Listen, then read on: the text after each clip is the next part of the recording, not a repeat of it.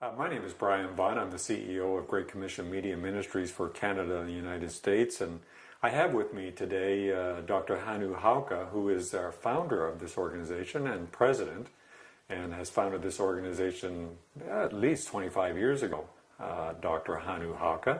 And I have a few questions for you today I'd like to ask you. And I think the first one would be, let's start back when the timeline of all this started.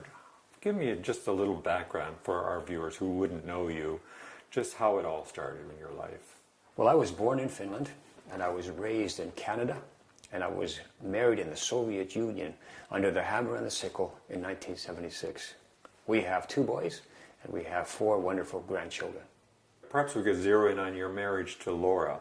You know, Laura, the dissident medical student from Russia that you fell in love with and married. Maybe you can give us a little background about how your relationship started with Laura. Well, first of all, I never thought, when I lived in Canada through my teenage years and into manhood, I never thought that I would ever get married in the Soviet Union. But God has His ways, and that's exactly what happened. God, through a miraculous chain of events, led me to the Soviet Union to meet members of the underground church, the persecuted church in the Soviet Union, at which time I did meet Laura. She was my translator, as I gave a short word of greeting in an underground Christian service. And it was actually, long story short, I looked over my shoulder, I saw my translator, and I fell in love with her, and I don't even remember what I said that night, but I'm sure she did a good job. Oh, is that right? It was love at first sight, for sure. It was, yeah. huh? Yeah. Wow, that's got to be a great story. Now, tell us how the Lord used you to start working in His service, in His kingdom work. Well, it has to do with the persecuted church of the Soviet Union. When I first met them, way back in 1974, actually, and then through the 70s, the Lord spoke to my heart and said, "These people need help." And I said to the Lord, if there's anything that I can do to serve the persecuted church in the Soviet Union, Lord, here I am, available. Use me. I think the other thing I'd like to know is, how did the Lord really work in your life to get you started in the actual ministry that you started with your wife into Russia? Well, we started with shortwave radio. We started to do shortwave radio broadcasts back in 1980, meaning that we beamed Christian programs from outside the Soviet Union over 11 superpower stations into the Soviet Union, because that was the only way to penetrate the Iron Curtain. There was no other way. And inside the Soviet Union, Christians, churches had no access to any media whatsoever. They were off limits. And so the only way for the masses to even have a chance to hear the gospel was through shortwave radio broadcasts. And there were an estimated 35 million people that listened regularly to broadcasts coming in from the outside world. And now, of course, they were listening to BBC, they were listening to the Voice of America, and Deutsche Welle, which was a German one. But in that cluster of international stations were also Christian broadcasters like us. And so when they tuned into BBC and the Voice of America, they also crossed our channels, our frequencies, and they did find us.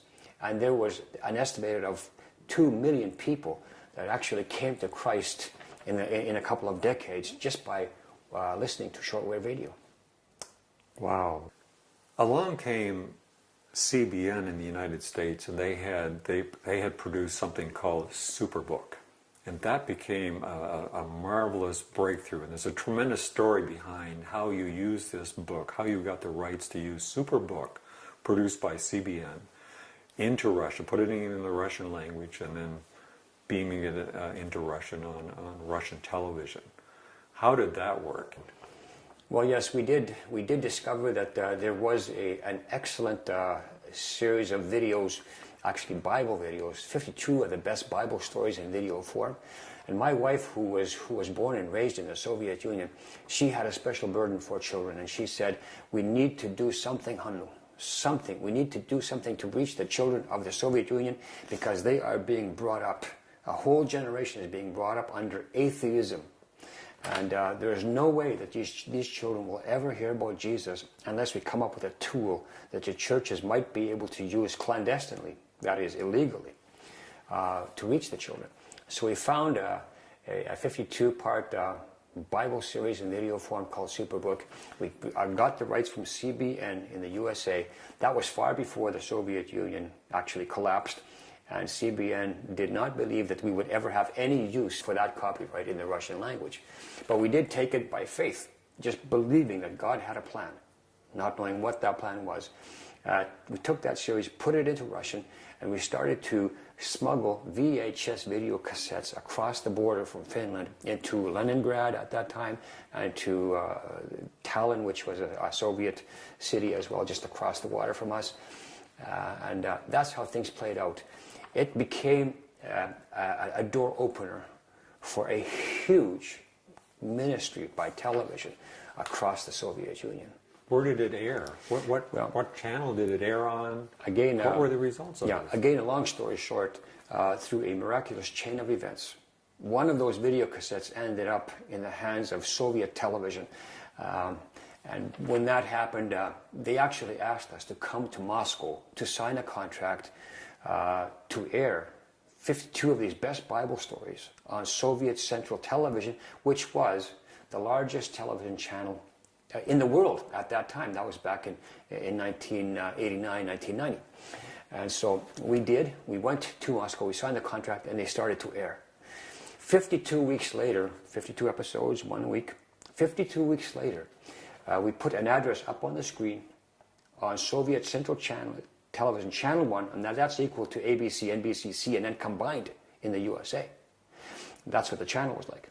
And so we put an address up on the screen, telling the children that they could send in, a response to 3 questions, and those questions were like, what was the name of the first man and woman? What was the name of the place they lived in? And can you list a few of the commandments in the Bible? What happened next was something unthinkable. Now, bearing in mind, this was the first time Soviet television had ever aired a Christian series, ever in the history of the nation. We were riding the crest of a wave that we did not realize until it unfolded. And this was God. So when we put the questions on air, over 1 million letters came in response, flooding the Moscow postal system and the Moscow post office that we were associated with. And the response was so big that the people from the Moscow post office called our office in Moscow and told our staff, you need to come over immediately, we have to talk. And when they came to the post office, they could see the chaos. They could see the containers of letters in the post office. And the representatives from the post office said, now you asked us for a post office box. You don't need a post office box, you need a post office. You take all these letters that you see, take them back to your office, you sort them, and bring back those letters that do not belong to you. It was total chaos. And that was a miracle. It was a miracle. The whole country, all of the Soviet Union, from coast to coast, was responding to those 52 Bible stories. And the letters it was just not a million pieces of paper. It was not just a million envelopes or a million postage stamps. It was a million cries from the hearts of people saying, help us to find the God that we have denied for 70 years in this country. Now, I understand, too, that these were animated Bible stories for children. Yeah. But these letters came from adults. Yes. So certainly wasn't just children that were watching these. This video series was watched by, over a period of 52 weeks, by about 300 million people living in the Soviet Union. That's coast to coast. And we saw that everywhere because we saw the letters coming in. For example, cosmonaut Sebastianov, who was one of the astronauts who took part in the Apollo-Soyuz flight back in 1975. He told astronaut Charlie Duke, who flew on the Apollo mission to the moon, when they met, said that our favorite program in our family is called Superbook, the 52 Bible stories. It had penetrated all levels of society. So now we're talking about a cosmonaut, a Russian cosmonaut, yes. Adult, yes, saying this about a children's series. Yes. That was their favorite show. Amazing. But it's actually more than amazing, isn't it? It's a miracle. It was a miracle of God because it shook the nation. I mean, you're talking about an atheistic superpower that was known for its nuclear missiles, known for its atheism, its hostility, its danger to the Western world, and now this nation was being shaken by cartoons, by Bible cartoons. And we saw that. I mean, over the next 20 years, we saw people coming to us repeatedly saying that we have received Jesus as our Savior. To my knowledge, over 200 churches were established and founded on the basis of those million letters that came in across the nation. And that is probably an understatement. I'm talking about statistics that came in the first 3 or 4 years, not to mention what happened in the decade afterwards. Did you actually show the Superbook on Channel 1? Channel 1 was seen in all 11 time zones of the Soviet Union. So starting from Leningrad on the Finnish border, all the way to Vladivostok on the Pacific, on the Pacific shores of the Pacific Ocean, it was shown everywhere in their own time zones, prime time, for 1 year, and repeated on Channel 4 as well and on Channel 2, as a supplement. Now, Hannu, the other thing that you were involved in is the Creation Series that Crossroads Christian Communications in Toronto, Ontario, Canada, had created way back in the, I guess it was in the late 80s or 90s, early 90s. And you were also able to put that into the Russian language and show that series on television in Russia. Can you just tell me how that impacted the ministry of IRTV in Finland into Russia? Yeah, we aired that on Leningrad television, which was seen by 70 million people in the Soviet Union, in many of the major cities across the Soviet Union. We put that on Leningrad TV, and of course that was an explosive series because atheism had been the ideology in the Soviet Union, meaning there is no God, and of course evolution was king. Now here comes this Creation Series from Crossroads Canada, which was an attack on the evolution theory. And of course it was very convincing because scientists would speak out and explain why creation was the credible version of how the world was made. And so it became a very powerful series that aired on Soviet television. Now, the ministry of IRTV today, based in Helsinki, Finland, what's the relationship of that organization with Great Commission Media Ministries in Canada and the United States? Well, Great Commission Media Ministries is actually the same as IRRTV in Finland, but we are using a user-friendly name here in North America, which is Great Commission Media Ministries, which better reflects the mission of this ministry. We are talking about fulfilling the Great Commission. IRRTV was birthed way back in the 80s, which was not intended for North America at all. So we kept the name over there across the ocean, but we have given it a new name over here, the same ministry. And we have 40 staff at the main office. We have another 30 staff internationally in the different target countries that we minister in. Of course, we are registered as a separate entity here in Canada as Great Commission Media Ministries. We give tax-deductible receipts. On the U.S. side, we're separately registered as Great Commission Media Ministries USA. We also give tax-deductible receipts there. Oh, okay. Can you explain perhaps the ministries that IRTV does even today and the impact of those? Like, I understand that you're involved with a satellite distribution in North Africa and the Middle East, and you're creating programming for that part of the world. Could you just comment on that? Right. Well, we have a lot of ministry to Russia, as we have been saying at this point in time. Russia is our first love, so to speak. That's where we started because of our own history. But God has expanded the ministry to the point where we also are heavily involved in the 1040 window, that is the Islamic world. There are 1.3 billion Muslims in the world today. That's why we have daily television programs by satellite into the Islamic world. And satellite television in the Islamic world is like network television in North America. I mean, that's the equivalent. And the reason for that is because Islamic countries are closed to international media. The only window that they have outside the Islamic world is satellite TV. So millions and millions, hundreds of millions of people, they watch satellite television. That is a huge open door that God has opened to reach hundreds of millions of people living in the Arabic-speaking world, plus, of course, Iran. They have the Farsi language. So we produce 700 television programs every year in Arabic alone. Then we also have programming that we produce for Iran in Farsi.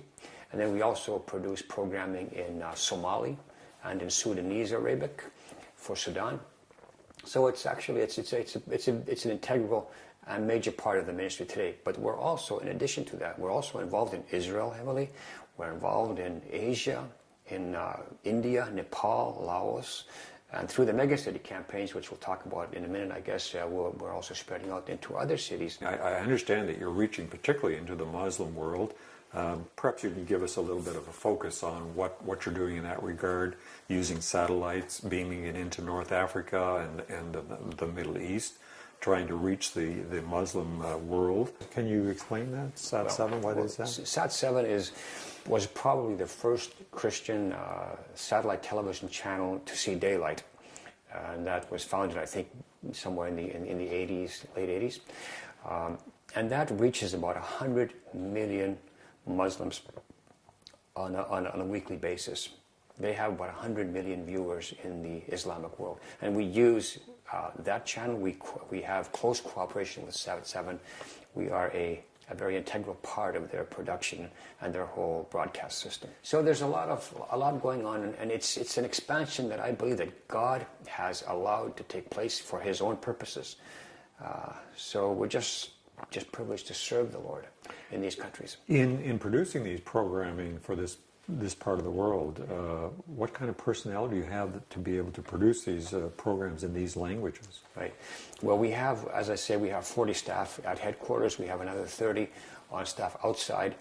But we also frequently will use both volunteers and contract people as we produce program series for the megacity campaigns. So there is actually, all told, if you count volunteers and other part-time staff, we could be talking about 1,000 to 2,000 people involved in some of our ministries. Is that right?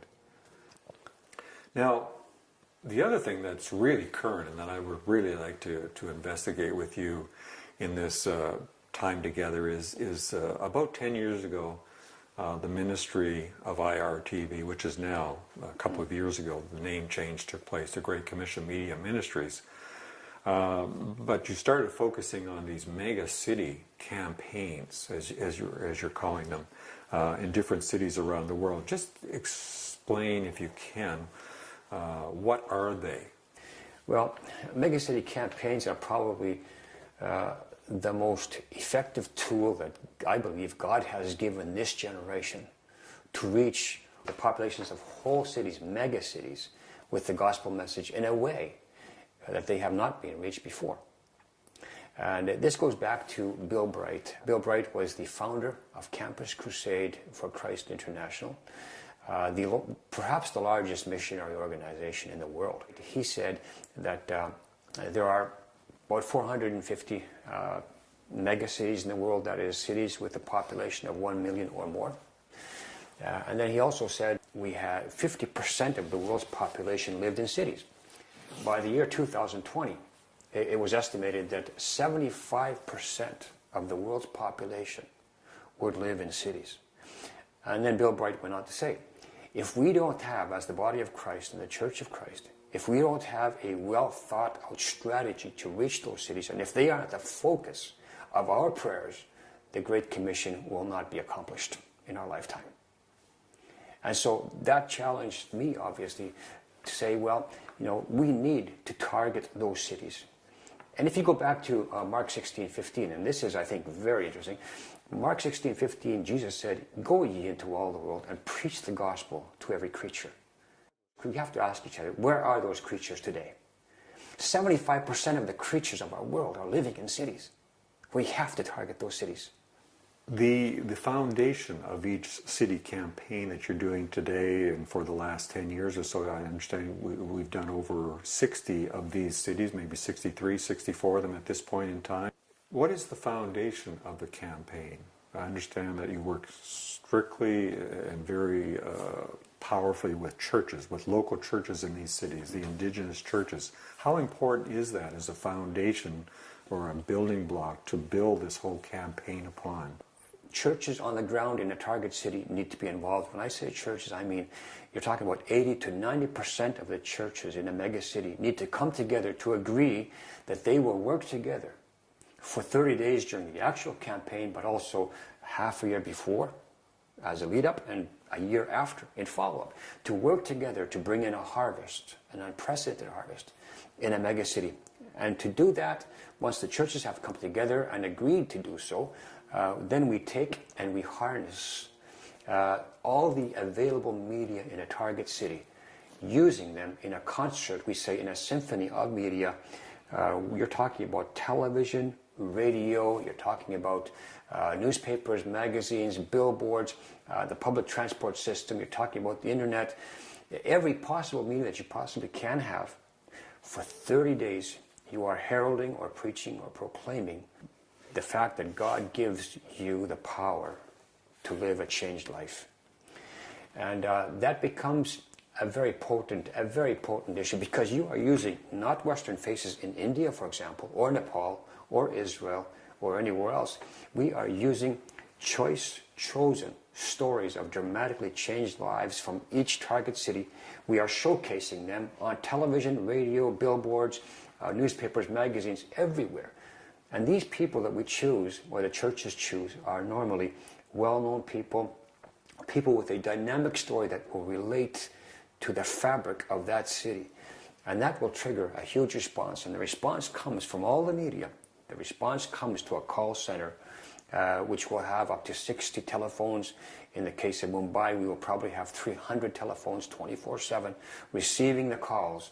And when those calls come in, they are fed into a database. They are given to the churches on the ground. And the churches will deliver a book which we call Experiencing God's Power to Change.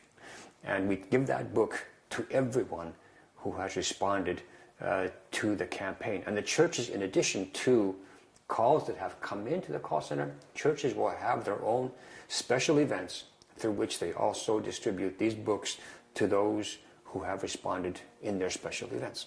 Are there opportunities in the distribution of this book for one-on-one encounters with people that are requesting the book? Yes, the book couriers are the ones that do it. When the book courier takes the book to the person that has called in to ask for it, there is a personal relationship, there's a one-on-one discussion, and many times the person receiving the book at that time will receive Jesus as their personal Savior. As you know, we've created what we call a case statement for the ministry of Great Commission Media Ministries, and we've used as a slogan for this case statement, which really outlines in some detail the components of the campaigns. And we've used the slogan that says, "They've waited long enough for one chance to know Jesus." Mm-hmm. Is that really what this is all about? This campaign is to really give people who live in these cities this one opportunity to know who Jesus is in their personal lives and see their lives transformed by the power of the gospel? Is that really that's really your objective, it sounds like. Dr. Oswald Smith of the People's Church in Toronto, he said, very strikingly, why should anyone hear the gospel twice before everyone has heard it once? That is something we want to bear in mind as we do carry out the Great Commission on our part. And that is so important. These megacity campaigns target people, for the most part, in areas where people have never known about Jesus Christ. The other thing is sort of a sub-slogan we put on this piece, as you know. We entitled it Closing the Gap with Cutting-Edge Evangelism. When we use the word cutting-edge evangelism, how would you define that? How would you describe that in terms of these campaigns, the fact that it is considered cutting-edge evangelism? Mm-hmm. Well, first of all, I think that the megacity media saturation campaigns are a God-given strategy, a God-given tool to reach this generation with the gospel of Jesus Christ. You know, we don't know much about the mission strategies of the 12 apostles of Jesus, because they spread out and they went to different parts. They probably had a good strategy, but we don't know about that from Scripture. But we do know what the mission strategy of the apostle Paul was from the New Testament. And Paul, he targeted mega cities in his day, the hub cities. If you read the Acts of the Apostles, you will notice that Paul goes to hub city after hub city after hub city, plants a church. Reason why is because once he has a church in that hub city, the gospel will spread around into the surrounding regions. It's like throwing a rock into a lake where you have the big splash and the ripples spread around. That's exactly what Paul was doing. That was a Holy Spirit strategy for Paul's day. And we want to adhere to that because we see that it's true even today in our generation. If you hit the big cities and the impact is big there, then the gospel will spread to the surrounding regions. Absolutely. Now, the combination of our case statement, which tries to showcase obviously all the components and the aspects of these mega city campaigns, comes to the place where it talks about our vision for the next 5 years. And that vision, of course, as we worked so hard on this to see what God was leading us to, was to say that over the next 5 years, from 2013 through 2017, that we intend to try, with God's help, to reach a little over 1 billion people with the gospel of Jesus Christ through these mega city campaigns exclusively, and for a cost or an investment into kingdom work of about a little over $25 million. Now that comes to about 2.25 cents per exposure per person over these 5 years. What do you think of this God-ordained plan that we have put together that we can't do without God's help? Well, yeah. Well, let's take a look at the whole picture. If you try to reach 1 billion people in about 5 years' time, you're not going to do that one-on-one. It's not going to happen. You're not going to recruit 1 billion Christians to do that in 5 years. If it happened, it would be great, but it's not going to happen that way. Therefore, and God knew that. And that's why God gave this generation all the tools of mass media, because he knew that we could reach the 1 billion people in 5 years using the tools, the firepower of mass media. And let me just mention an example. For example, in Mumbai, there are 9 million people commuting by train into Mumbai every single day. Think about it. 9 million people commuting into one city every single day on trains. When I met the representative for the railways of Mumbai, he wasn't a Christian. And he said, why don't you use the trains?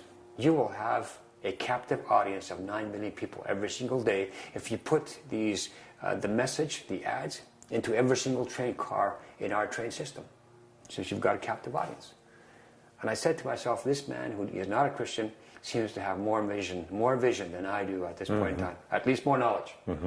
Then I met one of the key people involved in the cellular phone business in Mumbai. He said there are 18 million cell phones in this city alone. He said, now why don't you just tailor-make a short message, SMS message, give it to us. We press a button, and in the flash, in a split second, 18 million people will read your message on their cell phones. I said, well, that's a pretty good idea. He has the information. This man was not a Christian, but he was expanding my vision as to how this city would be reached, not to mention all the other media, which we will use anyway. But God has given us, specifically, has given us the tools to reach our generation with the gospel of Jesus Christ. There are an estimated, out of a population of 7 billion people today, there are 6.1 billion cell phones in our world today. Think about that. Wow. 6.1 billion cell phones out of 7 billion.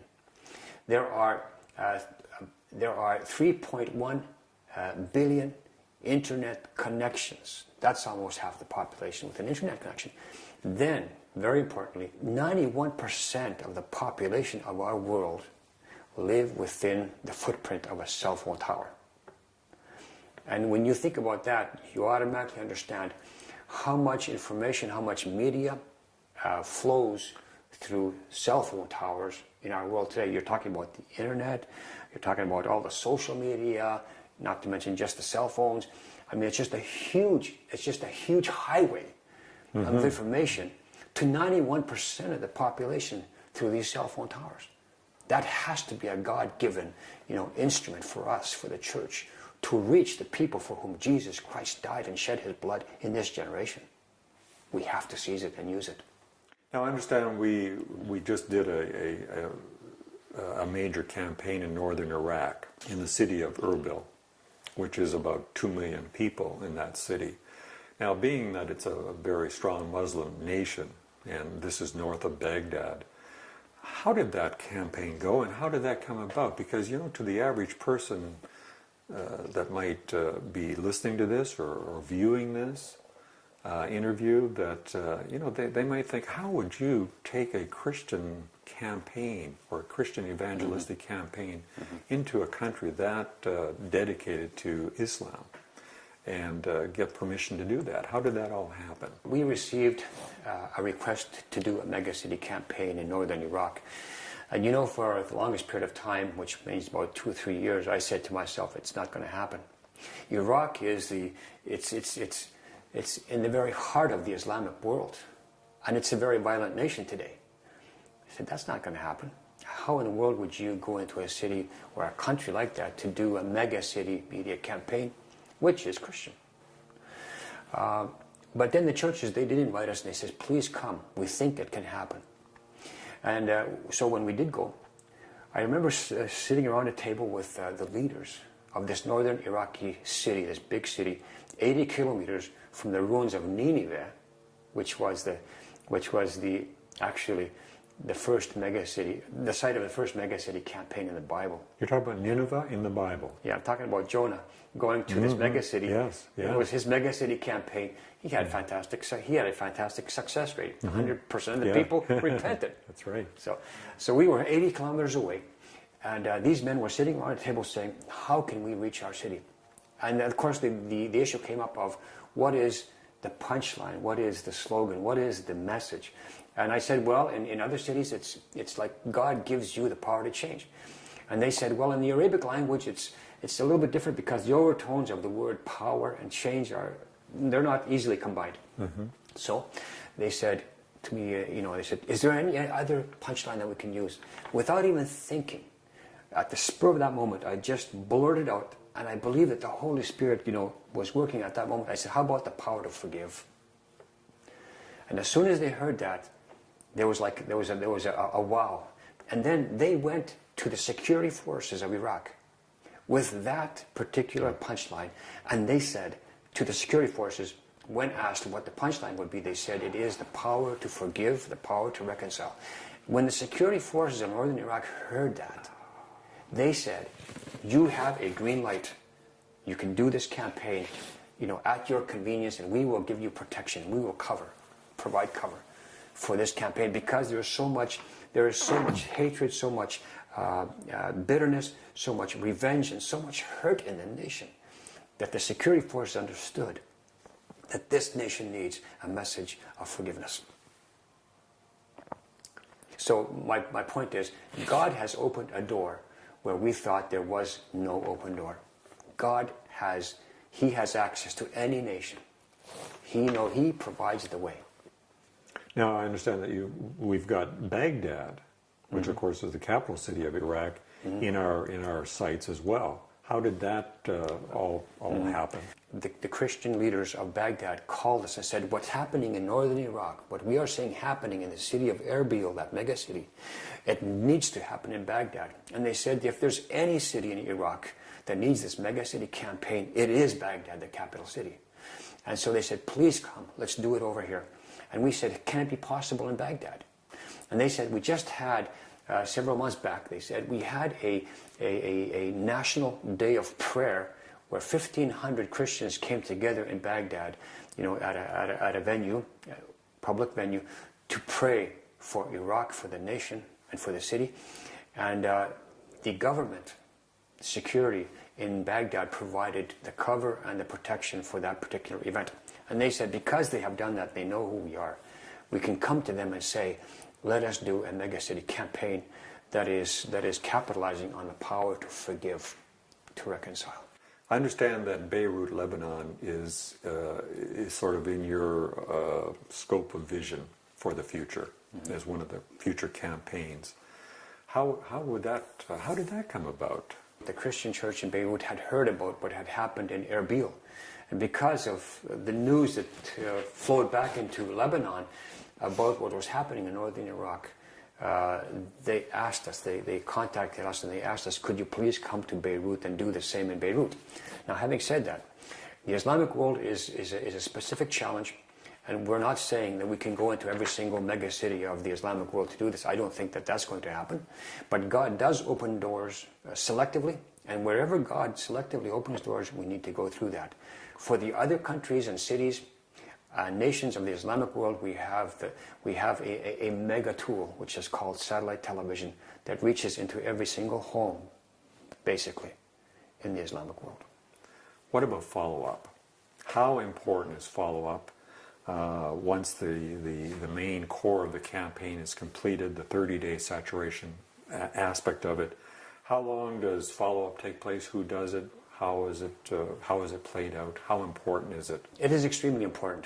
There is no point in using all the firepower that we have at our disposal to do a mega city campaign to target, a whole city, its whole population, and not have follow-up. It's pointless. Therefore, the churches are an integral part of this, and the churches need to be doing hands-on follow-up.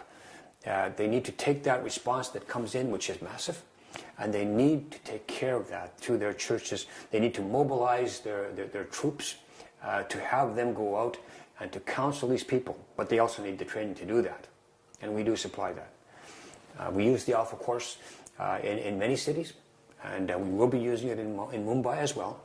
There are other very effective ways of doing follow-up, but the Alpha course is one that we heavily rely on.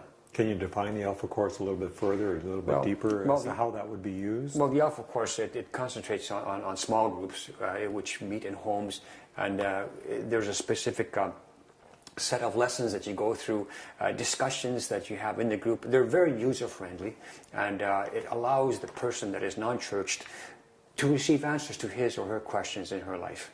And so it is a very powerful and a very dynamic tool in that context. Okay.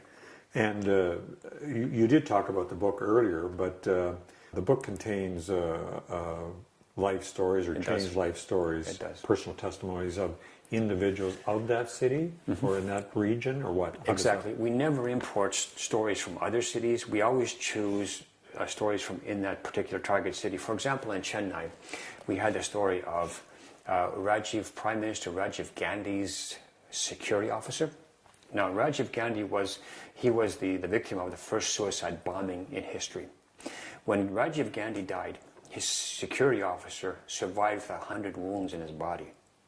He gave his testimony in the book as to how God changed his life. So we take stories that are very well known, that people resonate with and identify with, but not only the well-known people, we also take people from the slums, who have made it, perhaps some have made it from rags to riches, but others have just received the healing in their own lives that could have come about no other way other than by knowing Jesus. And you did talk about, obviously, primetime television and the use of primetime television in these campaigns.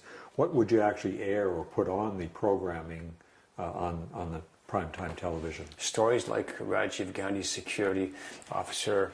We're talking about movie stars from Bollywood who have lived a life of integrity, well known in the movies, and suddenly they come out and say, you know my life on the screen, but you don't know my life in private. And then they expose their life in private. I am a follower of Jesus Christ. And so it makes a real impact. Yes. And then, MPs and government officials will contact these same people. For example, his name was Raj, I believe, from Hyderabad. He was a movie star, and once his testimony and story came out in the media, he was bombarded by government officials saying, Raj, you're a great guy, but we never knew about this part of your life. Tell us more about it. And he would meet them for coffee or tea or lunch, whatever, to tell them the story. So that just tweaked their interest. It did. Yeah. And it's something that the churches would never have seen happen before. But media did it. What about the area of church growth? Coming out of one of these campaigns, how important is church growth as a as a result of the campaign? Is there church growth? How do you measure it? In the first campaign that we did, that was in Volgograd, I remember how successful that was as well. I mean, from the very outset. It was Pastor Alexei Rudenki's church. They had a membership of 1,200 before the campaign. After the campaign, they had planted 20 new churches, that church alone, 20 new churches. The Baptist church in the city, they had doubled their membership after the campaign. Actually, that was an interesting story where there was a surgeon who gave his testimony in the Volgograd campaign. Gave his story also. He was a chief surgeon at the medical hospital in the city. And so when his story came out on television, primetime television, the next day he went back to work at the hospital. He was stopped in the hallway of personnel nurses and doctors would stop him almost every step of the way and say, "Hey, we saw your story on television last night. We didn't know that you had experienced this life-changing. Tell us more about that change." And for the next 2 months, he was deterred from his work as a surgeon, as a chief surgeon in a hospital. And he would just keep sharing his story to the point where he had to stop his work as a surgeon and he became a pastor of a church. And so there's just, miracle stories of church growth and church planting. In Kiev, also one of the most dynamic churches that were involved in the Kiev campaign in the city, in the capital city of the Ukraine. I met the pastor of this particular church 1 year after the campaign. And when I met him, I said, "It's been a year since the campaign. What's going on in your church today?" And he said, "Hannu, in the last 12 months, we have seen 7,000 new faces in our church alone. Of those, 3,000 have come forward to make decisions for Jesus Christ. We have 1,000 that have already been baptized and are members of the church, and we have another 1,000 in the pipeline coming up." And so stories like this really, really lift you up and say, "Lord, thank you for allowing me to be a part of the Great Commission in my generation."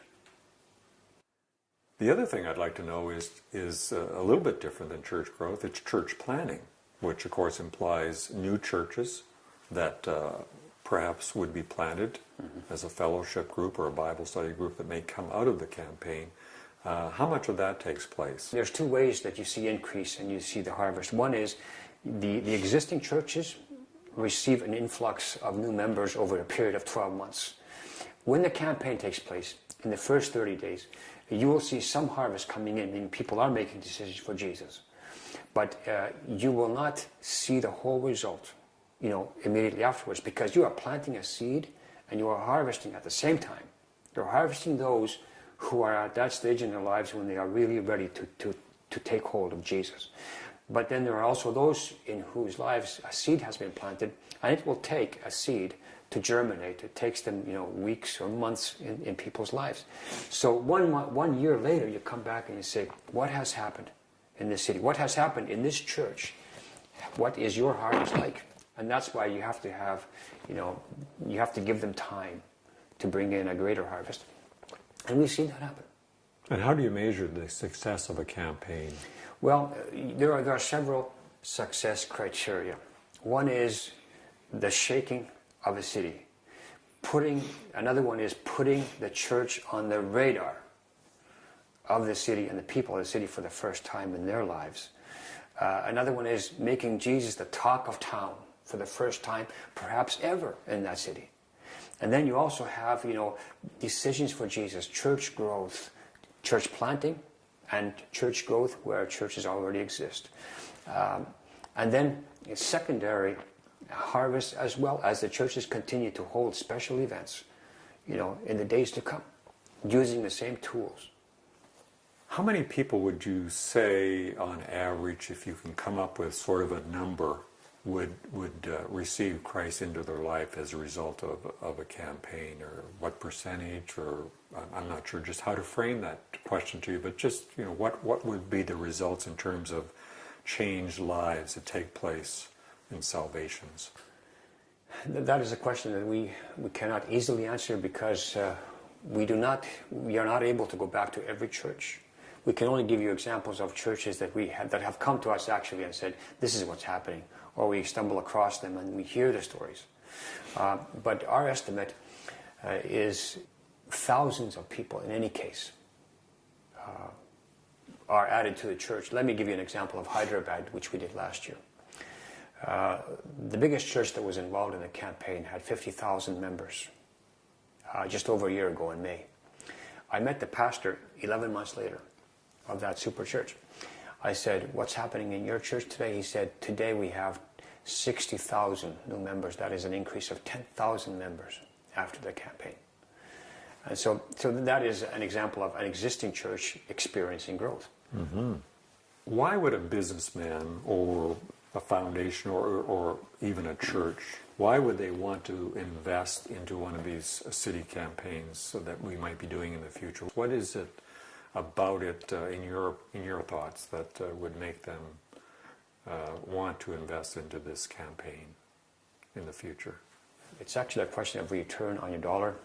You remember the parable of Jesus when he talked about the talents? He gave one talent to one, or the landowner gave a talent to one, and then he gave 2 talents to another and 5 talents to another. I'm asking businessmen, which one would you rather be investing in? The one that brought 5 additional talents, or the one that brought 2 talents, or the one that pathetically, unfortunately, went and buried his own? We have a choice in life as to who and what we want to invest in. And I'm not saying that the one that received the 2 talents was lesser importance. I'm saying that if you want a greater return on your dollar, then you're going to be investing in the one that got the 5 talents. We want to be the faithful servants and stewards of God's money.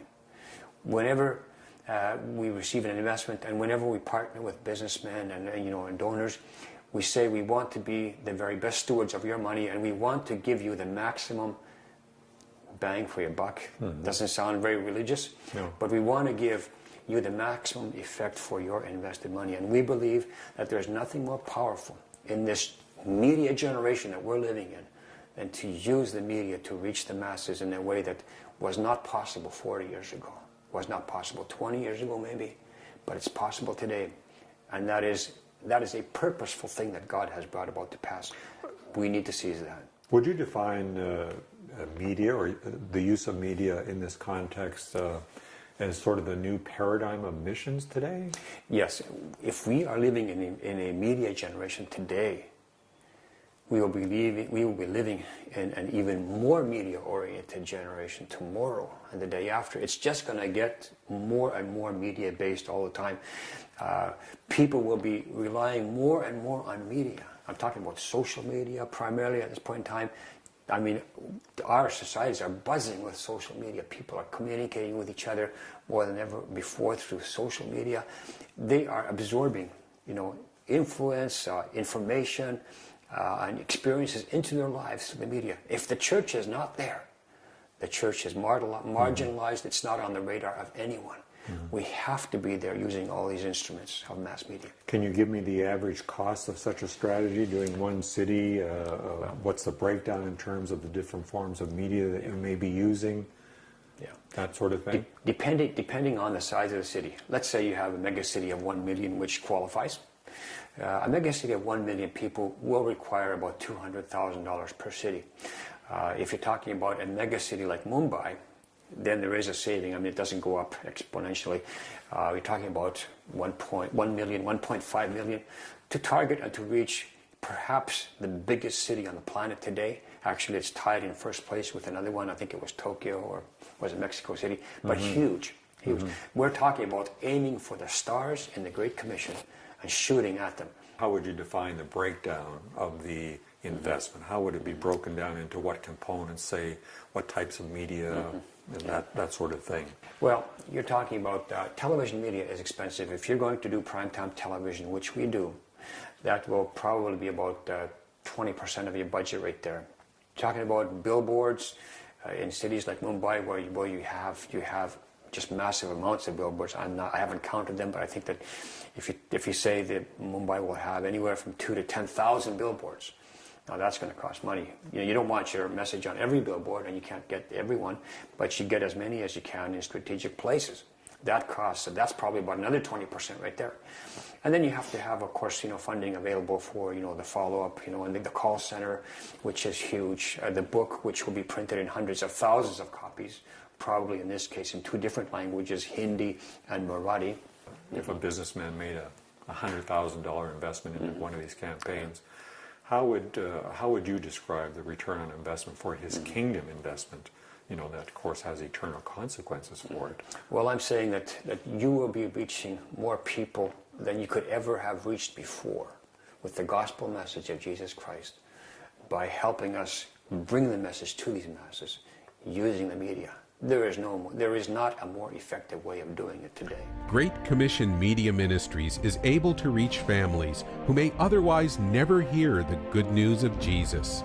Because of your prayers and your financial partnership, missions is teamwork. Someone needs to send, those of us who are able to go. And together, we can reach the lost of our world. As this program ends, take a moment to hear the whisper of God in your heart and ask Him to direct you about your part in the fulfillment of the Great Commission.